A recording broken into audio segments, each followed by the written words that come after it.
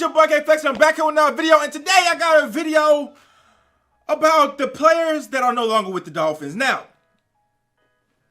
every time I make a video, I get comments saying, did you see this guy's game? Did you, oh my God, what is, oh my, specifically TanneHill. All right, I get a lot of comments, well I don't get a lot, but I get comments about TanneHill and what he's been doing, and I wanted to make a video on pretty much all the Dolphins players that we traded away, and just to kind of recap and see, hey, did we win the trade, or how the trade is turning out so far. So, there are 6 players in particular that we traded. We're going to talk about all of them today. Shout out to people who like this video before they even heard the sentence.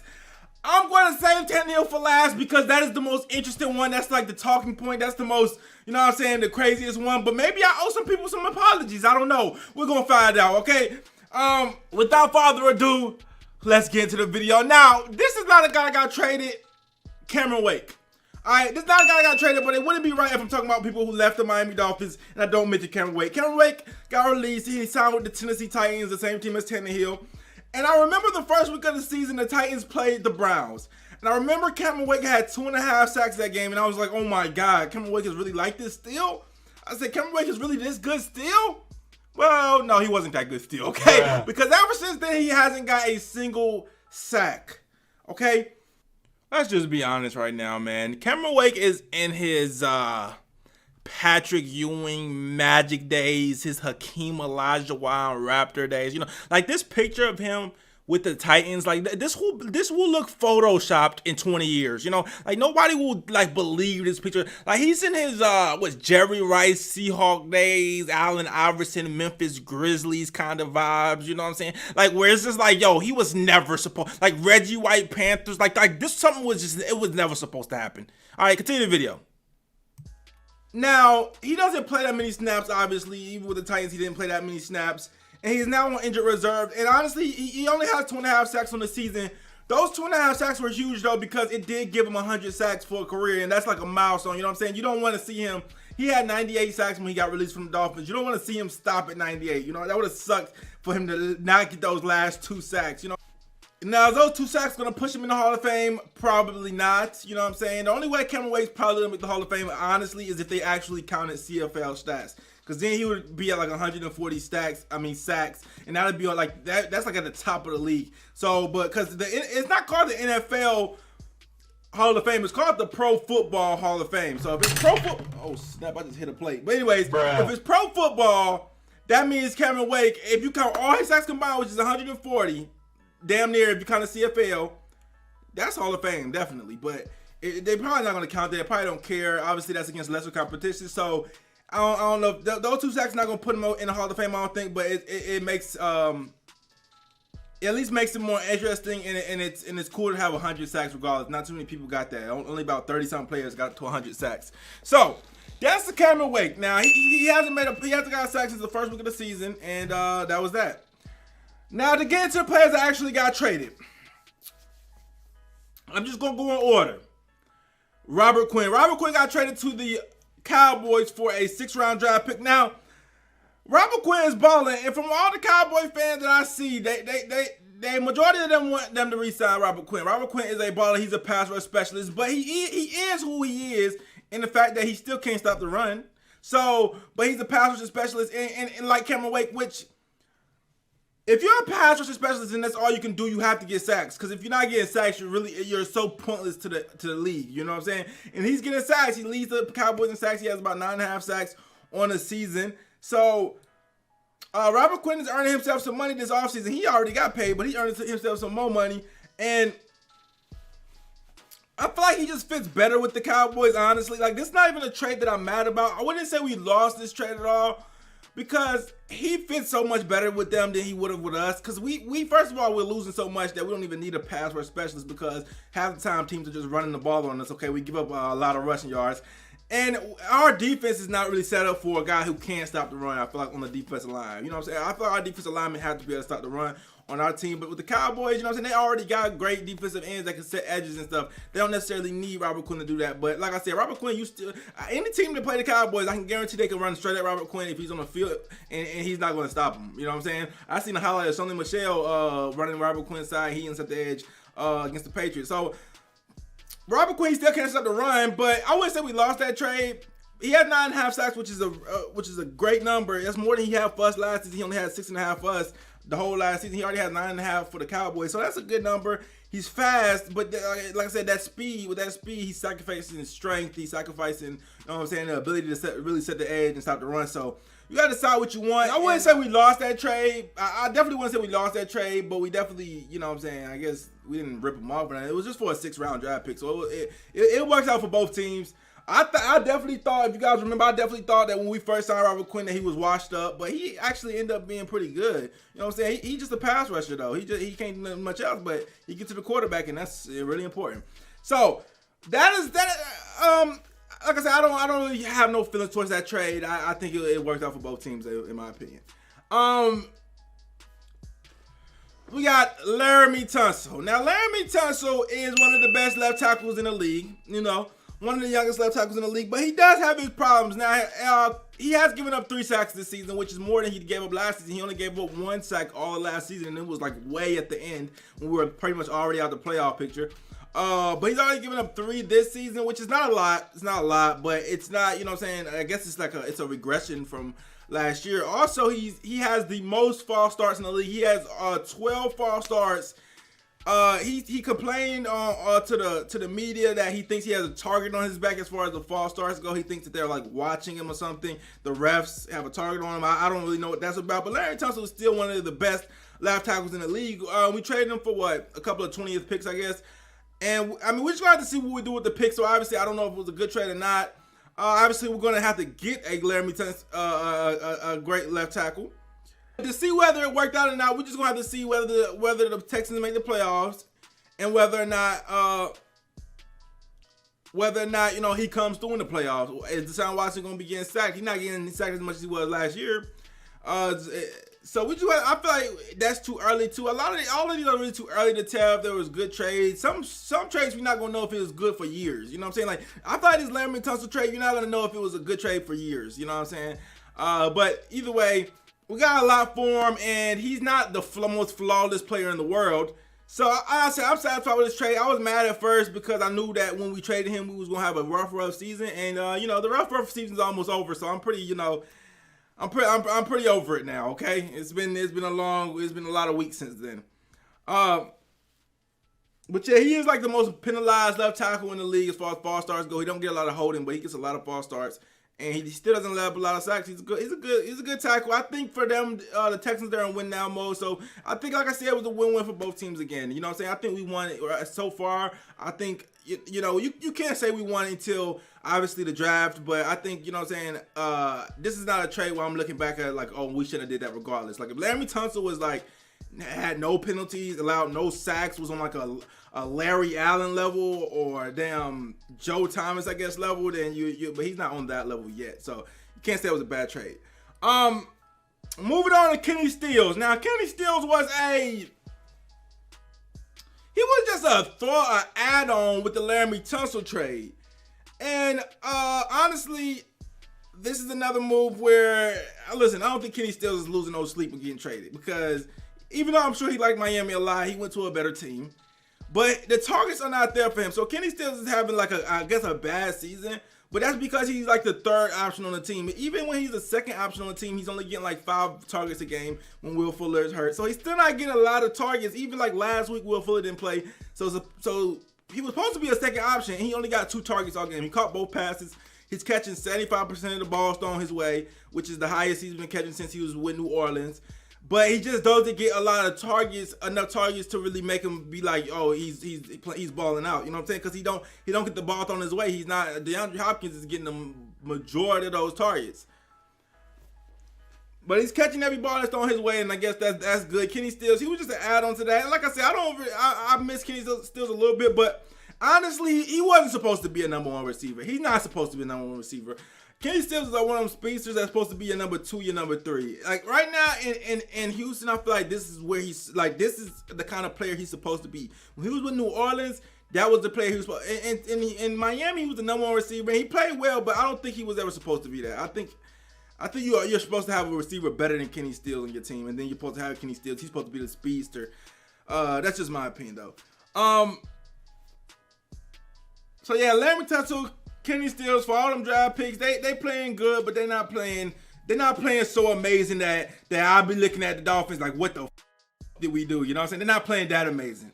All right, so moving on to the next guy who is playing that amazing, Mikal Fitzpatrick. Now, a lot of Dolphins fans do not want to give Mikal Fitzpatrick his credit. Like, he got multiple picks since he left the Dolphins. He got about like 4 picks, but some of them came off deflection, so they want to say, oh, wait, he only getting picks because his team setting him up and all. I don't understand why people don't want to admit Mikal. Mikal was great when he was with the Dolphins, but all of a sudden he go to another team. Y'all want to say he bad because y'all are mad because he don't play for the Dolphins no more. Listen, it's okay. We traded him, and you could still think the trade was good while admitting that Mikal Fitzpatrick is a great player. Mikal Fitzpatrick is a great free safety. He should have played free safety with the Miami Dolphins. I will argue about this all day, but I don't want to do it. I know. People always want to hit me with, oh, he didn't want to rebuild. He didn't want to play for us. Yes, he didn't want to play for us. You know why? Because he played positions he wasn't supposed to be playing. He had to change his weight every other week because he don't know what position he about to play. Bruh. But that's neither here nor there. I ain't gonna argue about it today. Anyways, Mikal Fitzpatrick is looking like a GOAT. Okay, and I seen a crazy stat today, tweeted by Brett Coleman, another YouTuber, a sports YouTuber. He said, when the Steelers are in a zone coverage this year, Mikal Fitzpatrick has more interceptions than catches allowed. All right? His return yardage doubles his yardage allowed, and he has never been targeted in man. Those right there are eye-popping stats. Those stats are like, yo, I don't know.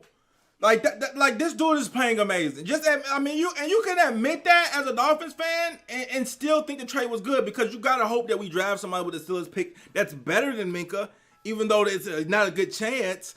But Mikal Fitzpatrick is a monster, y'all. All right, he's a monster. He should have been. Y'all know I got on these videos. Don't make me have to go to my previous videos and have to dig up all the times where I said Minkah needs to play one position at free safety, and MF first was telling me, oh, he played slot corner in college. So why would y'all think he's? Oh, you don't watch football, Flex? He played slot corner in college. He's the greatest slot corner. Just put him at slot corner. And I was telling y'all, bro, you don't draft a slot corner in the 7th overall draft or whatever 11th overall draft pick. You don't ever draft a slot corner that early. That makes no sense. I was telling y'all this, and some people were like, oh, he's a slot corner. He was there in college at Alabama. What are you talking about? And I don't know why y'all think he wasn't going to play free safety. And look at him at free safety. That's what he should have been the whole time. But anyways, how I feel about the trade is this, man.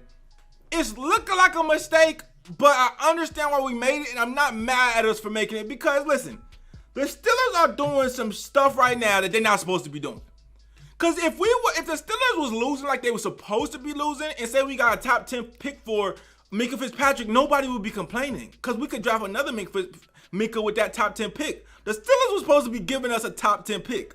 Somehow, some way, with Duck Hodges and who the other guy, yeah, Mason Rudolph, the Steelers are in playoff position. They winning game after game. They like on 7-1. There was 1-4.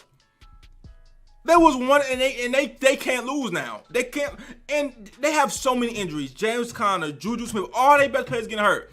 And I don't know if it's Mike Tomlin. He's looked at as a coach of the year candidate for how good he got the Steelers playing. But it's insane how much they winning, right? So I can't even be mad at our coaches for thinking, because I can guarantee when we traded Minkah to the Steelers, with Ben Roethlisberger out for the season, and them being, 1-3 or something, we made that trade thinking that we were going to get a top 10 pick for it. And that was a great assumption. But all of a sudden, the Steelers are winning every single game. That's something you cannot predict, right? I don't care nobody could have predicted that. So I can't really be mad, even though it is looking bad, because say we get a 20th pick for Minkah, would y'all have liked that trade then? I thought we was going to get a top 10 pick for it, but I can't, you know what I'm saying? I can't, I'm surprised. You just put it that way. I'm surprised. And I know there's no way that Brian Flores could have predicted that the Steelers would just rip off a crazy win streak, and now our supposed to be top 10 pick is now going to be like a 20th. So do I regret the trade? Obviously, we got to see where we end up with the pick and who we draft with the pick, but that's one trade that I think is not looking too good. You know what I'm saying? It's not looking too good. Mikal Fitzpatrick might be an all-time good safety, and that's just the fact of the matter. And you can admit that. You know what I'm saying? But a lot of people don't want to give him his credit. It is what it is. So let's continue to Kenyan Drake. Now, And then we're going to get into Ryan Tannehill, which is like the, thing everybody wants to know. Ryan Tannehill. Oh, that's the one that people ask about. That's the one why I'm making this video. Kenyan Drake got traded to the Arizona Cardinals. In the first game he got traded to the Arizona Cardinals, he had a great game. He had over 100 yards and touchdowns. And now everybody's looking like, oh, wow, Kenyan Drake's a beast on a new team. But in my opinion, I remember Jarvis Landry got traded a couple of seasons back. And I remember Jarvis Landry said, Miami sent me here to die. Now, I don't think that was true, but with the Kenyan Drake situation, I actually do think he was sent to die. Because he is in a worse situation than he was with us as far as having a team that you can't run the ball. Our Arizona Cardinals are not good. They're really pass heavy, so they don't like running the ball in the first place. They have a whole bunch of other running backs on the team that's also pretty good, like Chase Edmonds and David Johnson. So you got to compete with those two. And Kenyan Drake, he has a role, like he has risen as like the head horse, I guess. He's the main guy out there, but you still got to worry about them. Like yesterday, David Johnson scored a touchdown off a catch. That could have been Kenyan Drake. You know what I'm saying? So honestly, I feel like he's in a bad predicament. Like he's the only one out of all these people that got traded to a worse predicament than he was in. Everybody else was on winning teams, except for Robert Quinn because the Cowboys can't win no more. But everybody else got traded to winning teams except for him. He is on a team that just cannot buy a win, and they suck. They're pass heavy. He's a running back, and then he has two other people to compete with. And as far as the trade goes, we got a conditional pick for it. It's not that serious, you know what I'm saying? And at the end of the day, I'm gonna tell you right now, he's way better than every other running back we have on our roster. But we gotta draft a running back. That's what it comes down to. We're gonna have to draft one, and then whoever we draft, he should be better than Kenyan Drake. And if he's not better than Kenyan Drake, then the trade was not good. But we are gonna draft a running back. I'm sure about that because our running backs on our roster right now are not cutting it. And Philip Laird is good, but he not the guy. You know what I'm saying? But anyway, this video's getting long, so that's on the Kenyan Drake trade. We gotta draft another running back. But to get off all that, this video's getting long. It's time to talk about Tannehill, the Ryan Tannehill trade. Now we traded Ryan Tannehill, and I always thought it was time to do it. All right, I know for a fact it was time to do it. I don't care if Ryan freaking Tannehill makes the Pro Bowl. It was time for him to go. We had him for so long, we could not get him to play like this. You know what I'm saying? Ryan Tannehill came in from Mariota a couple of weeks ago, and he's 4-1 as a starter, 15 touchdowns, 5 interceptions, playing out of his mind. And a lot of people, it got a lot of Dolphins fans talking like this. This is what Ryan Tannehill could do if he got a team around him. And wooty wood, booty boo. Here's my feelings on Ryan Tannehill. I'm happy for him. I'm happier than I thought I was going to be fine. Because at first I'm thinking like I want him to play bad because we don't have him no more. And if he plays good, I'm going to have to hear people's mouth. But I'm actually happy for him as a person. You know what I'm saying? His fans, I don't really come across him too much. But as a person, I'm happy for Ryan Tannehill. He's in a better situation. I think it was time for us to do this regardless. All right? Ryan Tannehill could play as good as he wanted to, but he was not going to do this with the Dolphins. And that's just the reality of it. Do y'all think Ryan Tannehill would look anywhere near this good with our team right now? We had to reset regardless. We had to reset everything regardless. Whether we kept Ryan Tannehill, we had to reset and rebuild like we're doing now. So, if we kept Ryan Tannehill and we still traded Laremy Tunsil and all that, because they wasn't winning us games, y'all think Ryan Tannehill would be doing this? No, he would be getting killed like Ryan Fitzpatrick and Josh Rosen have been.